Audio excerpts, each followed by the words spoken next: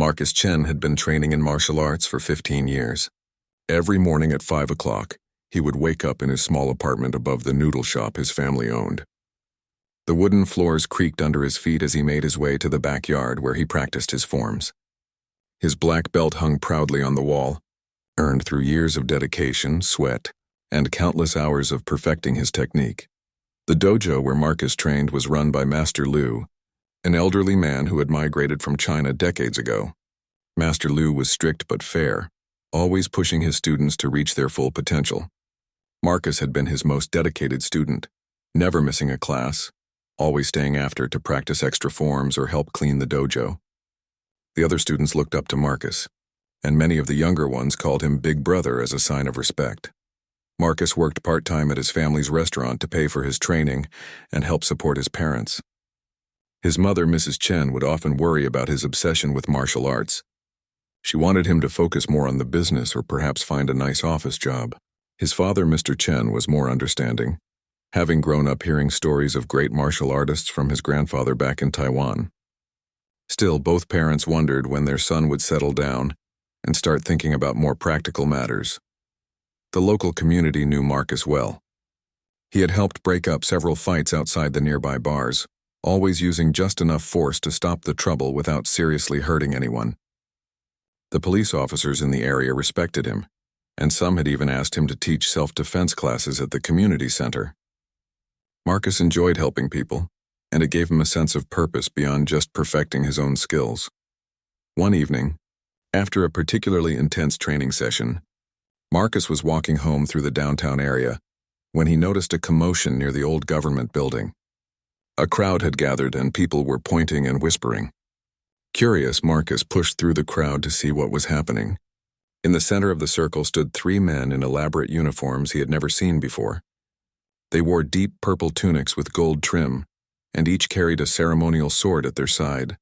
The men were speaking in a language Marcus didn't recognize, but their tone was demanding and aggressive.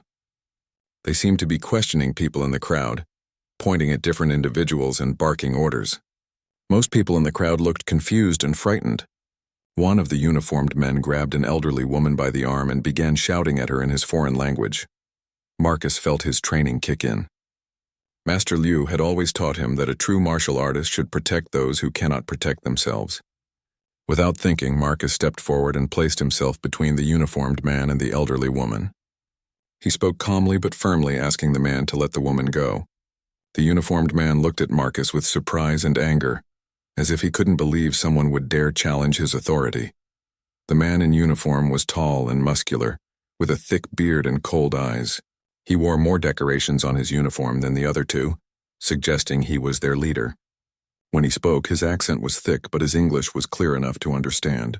He demanded to know who Marcus thought he was, interfering with official business. Marcus replied that he didn't know what kind of official business involved grabbing innocent old ladies. But it wasn't happening on his watch. The crowd began to murmur, some people taking steps back as they sensed the tension rising. The 2 other uniformed men moved to flank their leader, their hands moving instinctively toward their sword hilts. Marcus remained calm, his feet positioned in a fighting stance that would allow him to move quickly in any direction. His years of training had taught him to read body language, and he could see that these men were preparing for a confrontation. The leader of the uniformed men said something in his foreign language to his companions, and they laughed mockingly. Then he turned back to Marcus and explained that they were royal guards from the kingdom of Valdoria, a small European nation that Marcus had never heard of. They were in the city on official diplomatic business, searching for someone who had stolen something very valuable from their king. According to their leader, they had the right to question anyone they deemed suspicious. Marcus had never heard of any kingdom of Valdoria, and something about the whole situation felt wrong to him. He had read about diplomatic immunity in the news, but he had never heard of foreign officials having the right to grab people on American streets. He politely but firmly suggested that if they were really on official business, they should be working with local police, not terrorizing random citizens. This response seemed to enrage the leader even more. He stepped closer to Marcus, close enough that Marcus could smell the man's strange cologne and see the intricate embroidery on his uniform up close. The guard's face was red with anger, and he began speaking more rapidly, mixing his foreign language with broken English. He seemed to be threatening Marcus, warning him about the consequences of interfering with royal business. Marcus stood his ground, his training keeping him centered and calm despite the escalating situation. He could feel the adrenaline beginning to course through his veins, the same feeling he got during sparring matches at the dojo. But this was different from sparring. This was real, and there were real consequences. The elderly woman he had been protecting had managed to slip away into the crowd. But Marcus knew that backing down now would just encourage these men to continue bullying other innocent people. The standoff continued for several tense minutes, with neither side willing to back down. The crowd had grown larger, and Marcus could hear people taking photos and videos with their phones. He hoped that the attention would discourage the uniformed men from doing anything too aggressive, but he also worried about what might happen if this situation escalated further. His martial arts training had prepared him for physical confrontation, but it had never prepared him for dealing with people who claimed to represent foreign governments. The Royal Guard captain's patience finally snapped. Without warning, he raised his gloved hand and swung it toward Marcus's face in a backhanded slap. But Marcus had been watching the man's body language carefully, and his martial arts reflexes kicked in automatically. Time seemed to slow down as Marcus saw the hand coming toward him. His body moved before his mind could fully process what was happening. Marcus shifted his weight to his back foot and leaned away from the incoming slap, causing the guard's hand to miss his face by inches. In the same fluid motion, his own hand shot forward in a perfect straight punch that Master Liu had made him practice thousands of times. His knuckles connected squarely with the guard captain's nose with a sharp crack that echoed through the suddenly silent crowd. The guard captain stumbled backward, blood streaming from his nose, his ornate hat falling to the ground. His eyes were wide with shock and rage.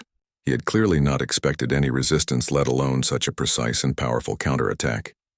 The crowd gasped collectively, and Marcus could hear someone in the back shouting, "Oh my God, he just punched a cop." But even as his hand was returning to his guard position, Marcus realized that this man wasn't actually a police officer. Something about the whole situation felt theatrical, almost fake. Real diplomatic security wouldn't be grabbing random people on the street, and their uniforms looked more like costumes from a Renaissance fair than actual government-issued gear. The swords at their sides appeared to be decorative rather than functional weapons. The two other guards immediately drew their swords, which Marcus now noticed were dulled and clearly ceremonial. They began shouting in their foreign language, pointing their weapons at Marcus while their captain held his bleeding nose. Several people in the crowd screamed and began running away, but others moved closer, holding up their phones to record what was happening. Marcus raised his hands in a peaceful gesture, trying to de-escalate the situation. He called out to the crowd, asking if anyone had called the police. Several voices responded that 911 had already been called. Marcus felt a mix of relief and concern. He was confident that real police officers would be able to sort out this bizarre situation, but he also worried about how this confrontation might be interpreted by the authorities. The guard captain was still bleeding, but had regained his composure. He began speaking rapidly to his companions in their foreign language, gesturing angrily at Marcus. Even without understanding the words, Marcus could tell the man was furious and was probably ordering his men to attack. Marcus prepared himself, settling into the fighting stance that had become second nature after years of training. But before the guards could make their move, the distinctive wail of police sirens began echoing off the downtown buildings. The guards looked around nervously, and Marcus noticed that they seemed more concerned about the approaching police than he would have expected from real diplomatic officials. If they were legitimate, they should have been confident that the police would support their authority. Within minutes, 3 police cars arrived on the scene, their blue and red lights flashing. Officer Rodriguez, whom Marcus recognized from the community center, was the first to step out of his vehicle. He surveyed the scene quickly, taking in the bleeding man in the elaborate uniform, the 2 others still holding their swords, and Marcus standing calmly in the center of it all. Officer Rodriguez approached cautiously, his hand resting on his service weapon but not drawing it. He spoke in a calm, authoritative voice, ordering everyone to lower their weapons and step apart. The 2 guards with swords looked to their captain for guidance, but the bleeding man was too busy holding tissues to his nose to give clear orders. Marcus immediately complied with the officer's instructions, taking several steps back and keeping his hands visible. He had worked with Officer Rodriguez before during his self-defense classes, and he hoped that relationship would help explain the situation. The guards, however, seemed reluctant to put away their ceremonial swords until several more officers arrived, and the situation was clearly under control. Officer Rodriguez began questioning the witnesses in the crowd, and a clear picture began to emerge. Multiple people confirmed that the guards had been harassing random citizens, that they had grabbed the elderly woman, and that the captain had attacked Marcus first. Several people showed the officer video footage they had captured on their phones, including the moment when Marcus had defended himself. As the investigation continued, something strange began to emerge about the three men in uniform. When Officer Rodriguez asked to see their diplomatic credentials, they began speaking nervously in their foreign language and couldn't produce any official documentation. They claimed their papers were back at their hotel, but they couldn't provide the name of the hotel or any contact information for their supposed embassy. Marcus stood to the side, watching as the police officers became increasingly suspicious of the three men's story. He began to realize that his martial arts training had prepared him well for the physical confrontation, but he was completely unprepared for what appeared to be some kind of elaborate deception or fraud. Who were these men really? And why were they pretending to be royal guards from a kingdom that might not even exist? The guard captain, his nose now bandaged by the paramedics who had arrived on scene, kept glaring at Marcus with undisguised hatred. Even though he was clearly in trouble with the police, he seemed more angry about losing face in the confrontation than worried about the legal consequences of his actions. Marcus got the distinct impression that this wasn't over, despite the presence of law enforcement. As the evening wore on and the police investigation continued, Marcus found himself wondering what he had gotten himself into. His martial arts training had taught him to defend himself and others, but it had never prepared him for the possibility that a simple act of protection could lead to such a complex and mysterious situation. Little did he know that the real adventure was just beginning. After 2 hours of investigation, the police had more questions than answers.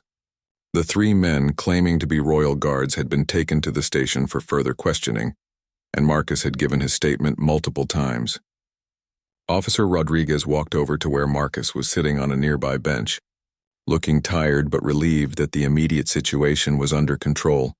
"Marcus, I've got to tell you, this is one of the strangest cases I've worked in 15 years, Officer Rodriguez said, sitting down beside him. "These guys have no identification, no diplomatic papers, and when we contacted the State Department about this kingdom of Valdoria, they've never heard of it. The closest thing they could find was a small historical region in Eastern Europe that hasn't existed as an independent nation for over 200 years. Marcus rubbed his knuckles, which were slightly swollen from the punch. "So they're just crazy people in costumes?" he asked. "That's what we thought at first," Officer Rodriguez replied. "But here's where it gets weird. Their uniforms are incredibly detailed and expensive. We're talking about hand-sewn embroidery, real gold thread, and fabrics that would cost thousands of dollars. These aren't cheap Halloween costumes. Someone put serious money into making these outfits look authentic." As they spoke, Detective Sarah Wilson approached them. She was a veteran investigator known for handling the city's most unusual cases. She had been brought in when the situation escalated beyond a simple assault charge. Detective Wilson carried a thick folder and had the expression of someone who had discovered something significant. "Mr. Chen," she said, addressing Marcus formally, "I need to ask you a few more questions, but first I want you to know that you're not in any trouble. The video evidence clearly shows you acted in self-defense after being attacked. However, this situation has become much more complicated than a simple street fight." Detective Wilson opened her folder and pulled out several photographs. "These three men aren't random troublemakers. We ran their fingerprints through the system, and all three have extensive criminal records. The man you punched is Viktor Kowalski, a known con artist who has been involved in elaborate fraud schemes across 3 states. His 2 companions are brothers, Ivan and Dmitry Petrov, who specialize in what law enforcement calls confidence games, complex scams that often involve impersonating authority figures." Marcus looked at the photographs with growing concern. "So what were they trying to do downtown?" "There weren't any wealthy tourists around to scam. That's what we're trying to figure out," Detective Wilson continued. But here's what's really interesting. About 6 months ago, there were similar incidents in Portland and Seattle. In both cases, people claiming to be from fake European kingdoms approached martial artists, fighters, and people with military training. They would stage confrontations and then make contact with their targets afterward. The detective pulled out another set of photos showing different people in similar elaborate uniforms. The Portland incident involved a former Navy SEAL who was approached by fake royal guards from something called the Principality of Northmore. The Seattle case involved a professional MMA fighter who encountered supposed knights from the Kingdom of Westmarch. In both cases, the fake officials staged public confrontations that ended with the targets defending themselves or others. Marcus felt a chill run down his spine. "You're saying this was all planned? They wanted me to fight back?" "That's exactly what we think," Detective Wilson said. "But what happened next in those other cities is what has us really concerned.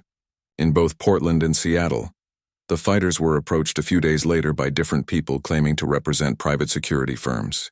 These companies offered them lucrative jobs, supposedly based on their impressive performance during the staged confrontations." Officer Rodriguez leaned forward, his expression serious. "The problem is, Marcus, that both of those fighters disappeared. The Navy SEAL was last seen boarding a private jet to what he thought was a training facility in Montana. The MMA fighter told his gym he was taking a temporary job with a private military contractor. Neither one has been heard from since." Marcus stood up abruptly, his mind racing. "So these people are basically recruiting fighters by staging fake emergencies and then offering them jobs?" "That's our working theory," Detective Wilson confirmed. "But here's what makes this case different from the others. Victor Kowalski and his team have never been caught in the act before. They're usually much more careful about avoiding direct confrontation with law enforcement. The fact that they staged this recruitment attempt so publicly, and the fact that you were able to physically subdue their leader, suggests they might be getting desperate or working under pressure." As the implications of this information sank in, Marcus realized that his martial arts training had indeed prepared him for the physical confrontation, but nothing could have prepared him for discovering that he had been specifically targeted by what appeared to be a human trafficking operation. The thought that somewhere out there skilled fighters were being lured into situations they might never return from made him feel sick. Detective Wilson continued briefing Marcus on the situation. "We've contacted the FBI because this appears to be an interstate operation, possibly with international connections. They're going to want to interview you tomorrow, and they might ask for your cooperation in trying to draw out whoever is behind this recruitment scheme." "What kind of cooperation?" Marcus asked warily. "They might want you to pretend to be interested if anyone approaches you about a job offer in the next few days," Officer Rodriguez explained. "The pattern suggests that the real recruiters will make contact within 72 hours of the staged incident. If we can catch them in the act, we might be able to find out what happened to the missing fighters." Marcus thought about his parents, his job at the restaurant, and his peaceful life training at Master Lu's dojo. None of his martial arts training had prepared him for the possibility of becoming an undercover operative in what might be a dangerous criminal investigation. But he also thought about the Navy SEAL and the MMA fighter who had vanished, and he knew he couldn't ignore the chance to help find them. "What exactly would I have to do?" Marcus asked, though he was already beginning to suspect that his quiet life was about to become much more complicated than he had ever imagined. 2 days after the confrontation, Marcus was working the evening shift at his family's restaurant when a woman in an expensive business suit walked through the front door. She was tall, blonde, and carried herself with the confidence of someone accustomed to getting what she wanted. Unlike the usual customers who came in for noodles and casual conversation, this woman looked completely out of place in the modest family establishment. She approached the counter where Marcus was taking orders and asked to speak with him privately. Marcus glanced toward the kitchen where his mother was cooking, then back at the woman. Following the FBI's instructions, he agreed to talk but suggested they sit at one of the corner tables where the conversation could be easily overheard by the undercover agents positioned throughout the restaurant. The woman introduced herself as Catherine Sterling, claiming to represent Elite Protection Services, a private security company based in Virginia. She explained that she had heard about the incident downtown through law enforcement contacts and was impressed by Marcus's quick thinking and martial arts skills. She spoke smoothly and professionally, but Marcus noticed that her eyes kept scanning the restaurant as if she was looking for something or someone. "Mr. Chen," she said, leaning forward slightly, "what happened the other night was exactly the kind of quick decision-making and physical capability that our clients are looking for. We specialize in providing personal protection for high-net-worth individuals who travel to unstable regions around the world. The pay is excellent and the work, while challenging, can be quite rewarding for someone with your particular skill set." Marcus had been coached by FBI agent Thompson on how to respond to this kind of approach. He expressed interest but asked for more details about the job, the company, and the training involved. Catherine Sterling pulled out a leather portfolio and began showing him glossy brochures featuring photos of exotic locations and well-dressed security personnel. "Our standard contract is for 6 months," she explained, "with the possibility of extension based on performance. The initial assignment would involve protecting a tech entrepreneur who is investing in renewable energy projects in several developing countries. You would be part of a small team providing close protection during site visits and business meetings." The offer was indeed impressive. The salary she quoted was more than Marcus made in 2 years at the restaurant, and she mentioned benefits including full medical coverage, life insurance, and what she called hazard pay for particularly dangerous assignments. She also emphasized that all training would be provided by former military and law enforcement professionals at a private facility in Montana. Marcus felt a chill when she mentioned Montana, remembering that was where the missing Navy SEAL was supposedly sent for training. He asked more questions about the Montana facility, trying to sound enthusiastic rather than suspicious. Catherine Sterling provided what seemed like detailed information about the location, but Marcus noticed that she was vague about specific addresses or contact information. "I understand this is a big decision," she said, checking her expensive watch, "but opportunities like this don't stay open for long. We have other candidates we're considering, and frankly, after what I witnessed on that security footage, you're exactly what our client is looking for. Someone who can stay calm under pressure and handle himself when things get physical." She slid a business card across the table and explained that if Marcus was interested, he would need to make a decision within 24 hours. The urgency was another red flag that the FBI had warned him about. Legitimate security companies didn't typically pressure candidates into making life-changing decisions overnight. Marcus told her he was very interested but would need to discuss it with his family before making such a major commitment. Catherine Sterling nodded understandingly, but emphasized again that time was of the essence. She also mentioned that if he decided to accept the position, he would need to be ready to travel immediately for medical examinations and psychological evaluations before beginning training. After she left, Marcus immediately contacted Agent Thompson, who had been listening to the conversation through a small recording device Marcus was wearing. The agent confirmed that Catherine Sterling matched the description of a woman who had been involved in the Seattle recruitment but had used a different name and claimed to represent a different company. "This is definitely our target," Agent Thompson said over the phone. "The timeline, the pressure tactics, the Montana training facility, it all matches the pattern. We're going to set up surveillance on that business card she gave you, and we want you to call the number tomorrow and accept the offer." Marcus spent a sleepless night thinking about what he was getting into. His martial arts training had taught him discipline and courage, but this was unlike any challenge he had ever faced. He would be going into a situation where he might not be able to protect himself with physical skills alone. The people behind this operation were clearly sophisticated criminals who had successfully made other trained fighters disappear. The next morning, Marcus called the number on Catherine Sterling's business card. A different woman answered, identifying herself as a representative of Elite Protection Services. She seemed pleased that Marcus had decided to accept the position and gave him detailed instructions. For the next steps, he was to meet a company representative at the airport that evening for a flight to the training facility. He was told to pack light since all necessary equipment and clothing would be provided.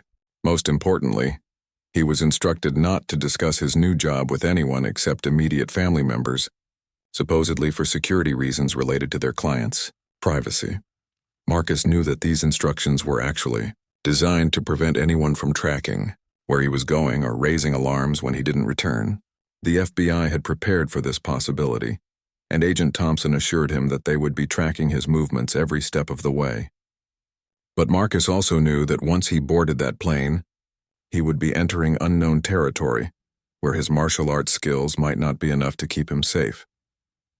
As evening approached, Marcus said goodbye to his parents, telling them he was taking a temporary security job that would require him to travel. His mother worried about the danger, while his father expressed pride that his son's martial arts training was opening up new opportunities. Neither of them knew that Marcus might be walking into a trap that had already claimed other skilled fighters. At the airport, Marcus was met by a man in a dark suit who introduced himself simply as Mr. Johnson. He led Marcus to a small private jet, explaining that the company preferred to use private aircraft for security reasons. As the plane took off into the night sky, Marcus realized that his years of disciplined training had prepared his body and mind for combat.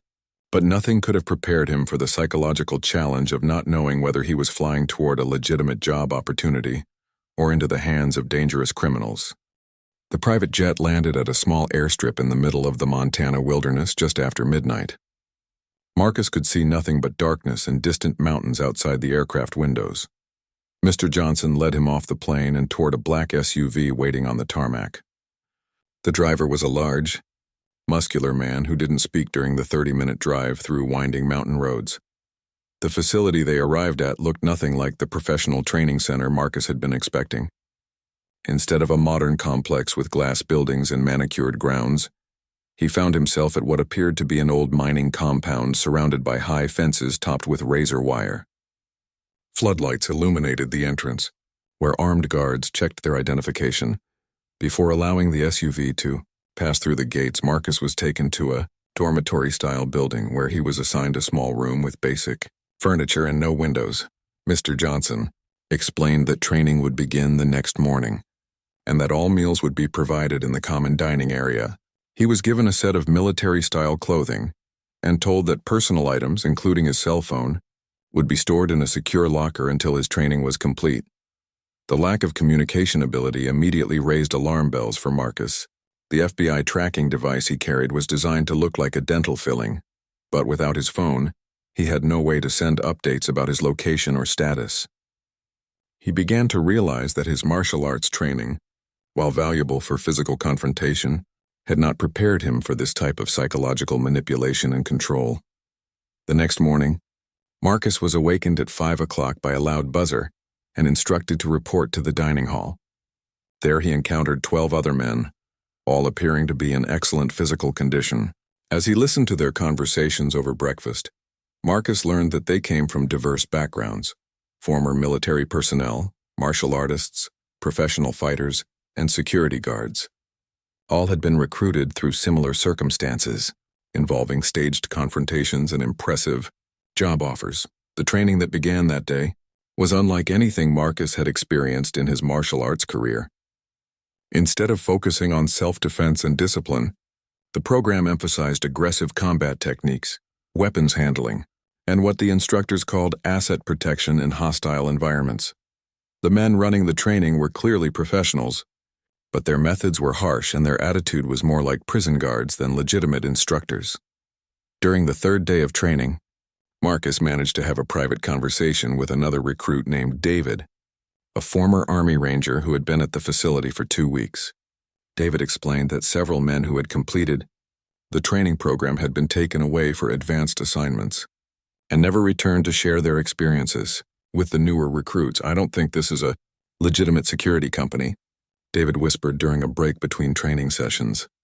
"The whole setup feels more like they're training us for something illegal. Some of the scenarios they're having us practice involve breaking into buildings and subduing people who aren't attacking us. That's not personal protection. That's assault and kidnapping."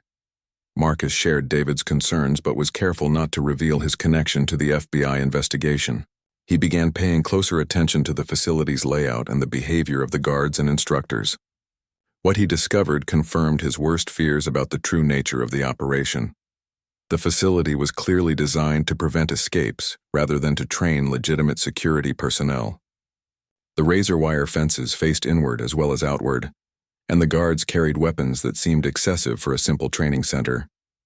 More disturbing, Marcus noticed that some of the training scenarios involved practicing techniques that would be useful for kidnapping and interrogation rather than protection. On his 5th night at the facility, Marcus was awakened by sounds of vehicles arriving outside the dormitory. Through a crack in his door, he could see several men in military-style gear escorting 3 of the trainees, including David, toward waiting trucks. The men being taken away looked unconscious or heavily sedated, and they were being carried rather than walking voluntarily. Marcus realized that he needed to escape before he became the next person to be taken away for an advanced assignment that he might not survive. His martial arts training had taught him patience and strategic thinking, but it had never prepared him for planning an escape from what was essentially a private prison in the middle of the wilderness. Over the next 2 days, Marcus carefully observed the facility's security patterns while pretending to be an enthusiastic participant in the training program. He noticed that the guards changed shifts at midnight, and that there was a brief period when the rear perimeter was less closely monitored. He also discovered that the facility's power came from a generator located near the back fence, and that cutting the power would disable the electric fence and most of the security lighting. The challenge was that even if he could escape the facility, he was in the middle of the Montana wilderness with no transportation and no way to contact the FBI. His martial arts training had prepared his body for physical endurance, but surviving in the mountains while being pursued by armed men would require skills he had never learned in the dojo. As Marcus lay in his bunk on the 7th night, listening to the sounds of the facility around him, he realized that his confrontation with the fake royal guard had led him into a situation far more dangerous than anything his black belt had prepared him for. The men behind this operation were running what appeared to be a sophisticated human trafficking ring that specifically targeted skilled fighters, and he was now trapped in their web. His martial arts training had given him the confidence to stand up to the fake guard on the street, but it had also made him a target for criminals who were far more dangerous and organized than he had ever imagined. Tomorrow he would have to find a way to use those same skills not for protection or honor, but for survival and escape. Marcus knew his time was running out when he overheard 2 instructors discussing which trainees would be selected for the next graduation ceremony. His name was mentioned along with 2 others who had shown exceptional performance during the combat training. Based on what had happened to David and the other men who had been taken away, Marcus understood that graduation meant disappearing forever. That night, Marcus put his escape plan into action. He had been quietly preparing for 3 days, using techniques Master Lu had taught him about patience and timing. At 11:45 p.m., 15 minutes before the guard shift change, Marcus slipped out of his dormitory room using lock-picking skills he had learned from a fellow trainee who had been a former police officer. Moving silently through the shadows, Marcus made his way to the generator building. His martial arts training had taught him to move with balance and control, skills that proved invaluable as he avoided the searchlight patterns and security cameras. The generator was protected by a simple padlock, which Marcus broke using a piece of metal he had taken from the training equipment. When the power died, the facility was plunged into darkness except for a few emergency lights. Marcus could hear shouting and confusion as the guards tried to figure out what had happened. In the chaos, he scaled the now powerless electric fence using the climbing techniques he had learned during his years of physical training. But escaping the facility was only the beginning of his challenge. Marcus found himself alone in the Montana wilderness in the middle of winter, with no supplies, no transportation, and no clear idea of how far he was from civilization. His martial arts training had prepared his body for physical endurance, but survival in sub-freezing temperatures while being hunted by armed men required skills he had never needed in the dojo. Marcus began hiking through the forest, using the North Star to maintain his direction toward what he hoped would be a road or town. Behind him, he could see flashlights and hear the sound of vehicles as the facility's security team began their search. His years of training had taught him mental discipline, which helped him stay calm despite the life-threatening situation. After hiking for 6 hours through knee-deep snow, Marcus finally reached a mountain road just as the sun was rising. His lips were blue from cold and his hands were so numb he could barely feel them. Just when he thought he might collapse from exhaustion and hypothermia, he saw a pickup truck approaching in the distance. The truck was driven by a local rancher named Tom Wilson, who was heading to town for supplies. Tom took one look at Marcus's condition and immediately drove him to the nearest hospital, 20 miles away in a small mountain town. While Marcus was being treated for mild hypothermia and frostbite, He convinced Tom to contact the FBI using the emergency number Agent Thompson had given him. Within hours, federal agents arrived at the hospital, along with local law enforcement and a helicopter rescue team. Using the information Marcus provided about the facility's location, they launched an immediate raid on the compound. What they discovered confirmed Marcus's worst fears about the true nature of the operation.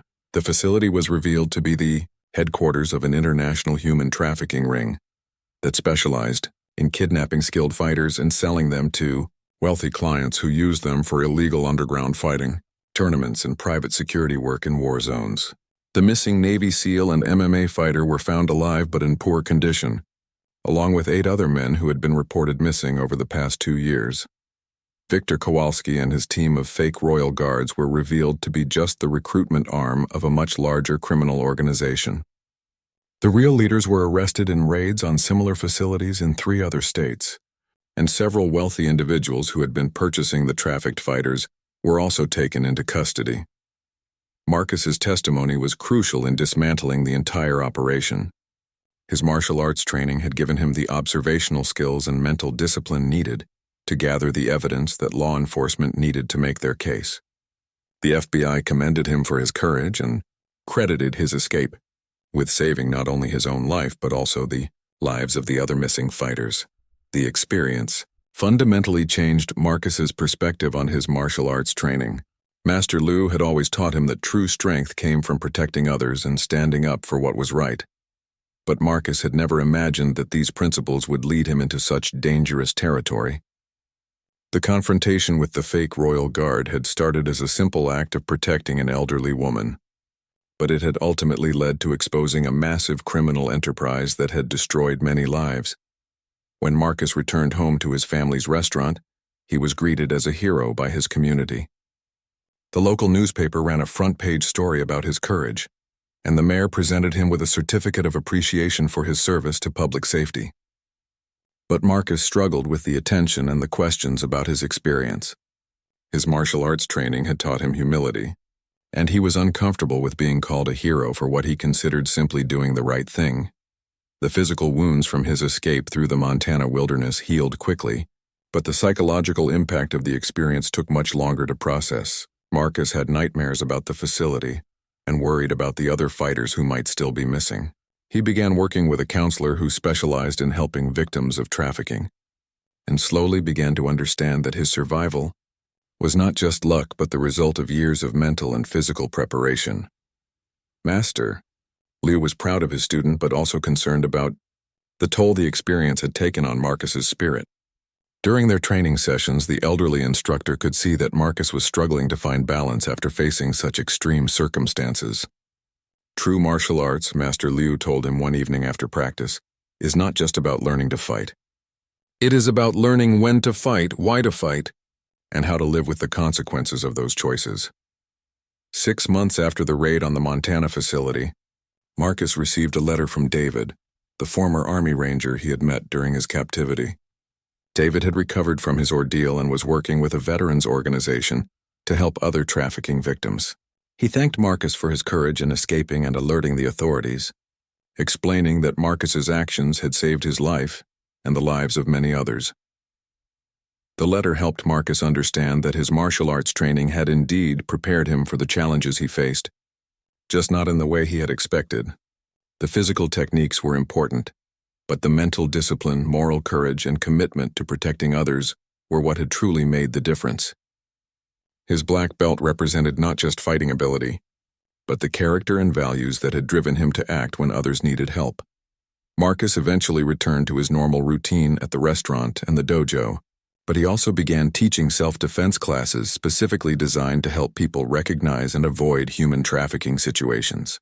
He worked with local law enforcement to educate martial artists and fighters about the recruitment tactics used by criminal organizations, helping to prevent others from falling into similar traps. The confrontation that had started with a single punch to a fake royal guard's face had taught Marcus that his years of martial arts training had prepared him for much more than he had ever realized. Not just the physical confrontation itself, but for the complex moral and practical challenges that followed. His practice had given him the tools he needed But the real test had been learning to use those tools in situations that no dojo could have simulated. Years later, when students at Master Lu's dojo asked Marcus about the most important lesson his martial arts training had taught him, he would tell them that techniques and physical strength were just the beginning. The real power of martial arts, he learned, was in developing the wisdom to know when to act, the courage to do what was right even when it was dangerous, and the mental strength to live with the consequences of choosing to stand up for others when they needed help the most.